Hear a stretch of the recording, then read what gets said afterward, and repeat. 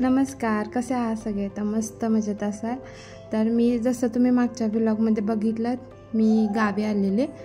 तर तिथूनच जवळ किल्ले बुदरगड आहे, तर आम्ही तिकडेच चाललो आहे आज. जाताना खूप वळण आहे, म्हणजे रोड पण लहान आहे पण इतकं हिरवंगार आहे आणि वळणदार रोड आहे जाताना. आणि आम्ही आता पोहोचलो आहे तिथे किल्ल्यावर. तर मला वाटतं की इथे तिकीट घर चालू झाले, तर थोड्या दिवसात इथे एंट्रीसाठी तिकीट पण चालू होईल असं वाटते मला. फायनली आम्ही पोहोचलो, तुम्ही बघू शकता. मी फर्स्ट टाईम गेलेले, इतके दिवस म्हणजे तिकडच्याच भागातले असून पण तिकडं जाणं झालंच नाही. यावेळी अमोल म्हटला की दीदी आपण तिकडे जाऊयात, तर त्यानिमित्ताने आमचं तिकडे जाणं पण झालं. तर खूप भारी आहे, तुम्ही जाणार असाल तर नक्की एकदा जा.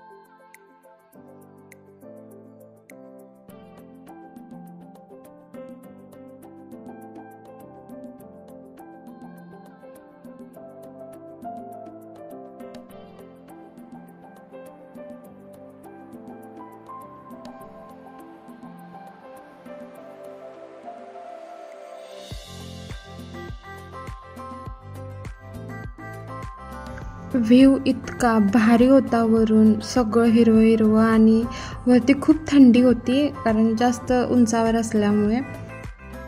इथे असं झालं की अनया यातून वाकून बघत बघत तिने डोकं बाहेर काढलं आणि तिचं डोकं अडकलं होतं त्यामध्ये. मग हळूहळू आम्ही कसं तर काढलं, त्यामुळेच ती रडत होती.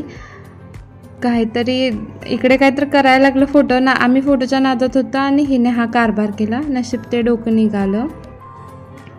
त्यानंतर तिथे आम्ही पुढे गेलो. तिथे लहान मुलांना खेळण्यासाठी पण झुले वगैरे घसरगुंडी सगळं आहे, तर मुले तिथे पण एन्जॉय करू शकतील.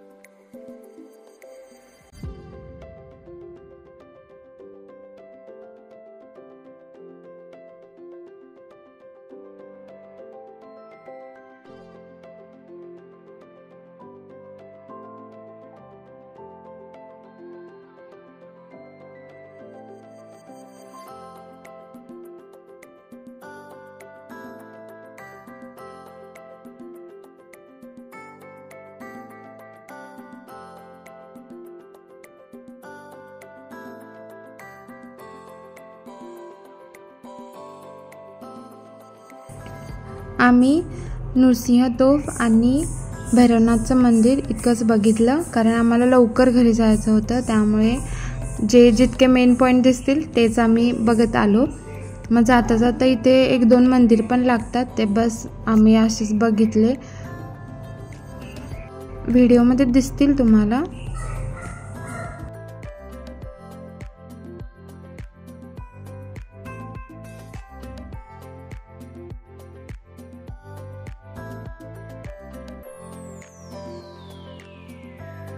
इथे आम्ही दुधी तलावाजवळ आलो. तिथे आता बोटिंगची सोय पण केली आहे. जर तुम्हाला मोटरबोट करायची असेल, त्यामध्ये बसायचं असेल तर पर पर्सन 100 रुपीज आहे, आणि जर पेंडलवालं घ्यायचं असेल तर पर पर्सन 50 रुपये आहे. मग आम्ही पेंडलवालं घेतलं होतं. पण जर इथे तुम्ही पेंडलवाला घेतला तर फिरतच नाही, तिथेच आम्ही फिरलो, कारण वारंच इतकं होतं. एकतर उंचावर आणि वारे इतकं होतं, त्यामुळे आम्ही तिथं जास्त वेळ फिरलो. इथे टाईम लिमिट नाही आहे तुम्ही किती वेळ जाता याला. मग आम्ही थोडाच वेळ बसलो आणि मग आम्ही उतरलो. मग दुसऱ्या बाजूला आम्ही आलो, तिथे महादेवाचं मंदिर पण होतं. हे आहे महादेवाचं मंदिर आणि सनसेट तुम्ही बघू शकता, इतका भारी व्ह्यू झाला होता. मग आम्ही दर्शन वगैरे केलं आणि तिथे फोटोज वगैरे काढले, कारण इतकं भारी वाटत होतं तिथं. तुम्हाला बघूनच कळत असेल, एकतर पाण्याच्या ठिकाणी थंड हवा, त्यात सनसेट मस्त वाटत होतं आणि आणायला इतकी मजा वाटत होती. मी तिला फक्त पाय सोडवलेले आणि ती हळूहळू सरकत पूर्ण आत जाऊन तिने पूर्ण भिजवून घेतला. तरी नशिबा मी एक एक्स्ट्रा ड्रेस तिचा सोबत ठेवला होता. सोबत म्हणजे तिच्या मावशीने तिला घेतला होता, तोच मग नवीन लगेच तिथल्या तिथेच घातला. मग थोडे फोटोज वगैरे काढले, थोडा वेळ बसलो आम्ही आणि आता आम्ही घरी जायला निघालो. कारण जायला आम्हाला घरी पोचायला 8 वाजले होते. जाता जाता 6-6:30 वाजता आम्ही बाहेर पडलो. तुम्ही बघू शकता. आणि रस्ता इतका भयानक, जाताना मला असं वाटत होतं आपण राईडमध्ये बसत नाही का, झुईंग झुईंग झुईंग असं, म्हणजे वळणदार इतकं पोटात गोळे होत होते, असं भारी वाटत होतं. खरं एकदा नक्की जा, खूप छान आहे बुदरगड किल्ला. नक्की जाणार असाल तर नक्की जा, पण जरासं लवकर जा. लहान मुलं वगैरे सोबत असतील तर. हे तिथले काही फोटोज वगैरे खूप छान फोटोज पण आले, कारण व्ह्यूज इतका भारी होता, मला इतकं भारी वाटलं. तर हा व्लॉग कसा वाटला, जर यातून मी थोडाफार बुदरगड किल्ला दाखवायचा प्रयत्न केला आहे तर कसा वाटला नक्की सांगा.